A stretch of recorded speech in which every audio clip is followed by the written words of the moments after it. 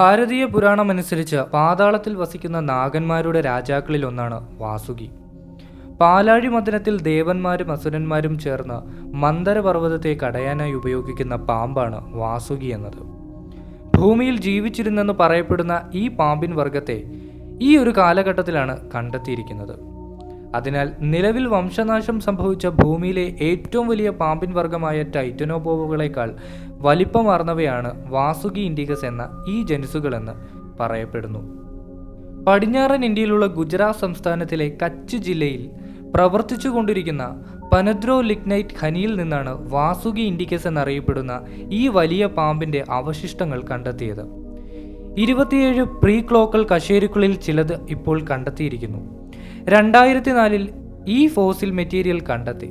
പക്ഷേ അന്നത്തെ പ്രാഥമിക വിശകലനങ്ങൾ മുൻനിർത്തി ഈ ഫോസിൽ മുതലയുടേതാണെന്ന് നിർദ്ദേശിച്ചു.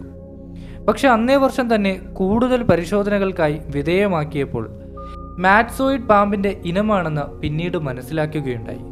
ഇതിനെ തുടർന്ന് ഈ പാമ്പിൻ വർഗം പുതിയൊരു ജനുസാണെന്നും വാസുകി എന്ന ഹിന്ദു പുരാണങ്ങളിൽ പരാമർശിക്കുന്ന ഒരു ദിവ്യ സർപ്പത്തിൻ്റെ നാമവും കണ്ടെത്തിയ രാജ്യം ഇന്ത്യ എന്നതുമായതിനാൽ ഈ ജനുസിന് വാസുകി ഇൻഡിക്കസ് എന്ന നാമം കൊടുക്കുകയുണ്ടായി.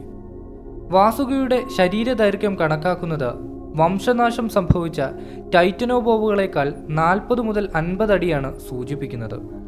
ടൈറ്റനോബോവ പോലെയുള്ള മറ്റു വലിയ ശരീരമുള്ള പാമ്പുകളിൽ നിന്ന് ഏറെ വ്യത്യസ്തതയുള്ളതാണ് വാസുകി എന്നത്. കാരണം അതിൻ്റെ ശരീരഘടന തന്നെയാണ്. ആധുനിക പൈത്തനോഡുകളുമായൊക്കെ താരതമ്യപ്പെടുത്തുമ്പോൾ ഒരു അർദ്ധ ജലജീവികളുടെ ജീവിതശൈലിയാണ് നിർദ്ദേശിക്കുന്നത്.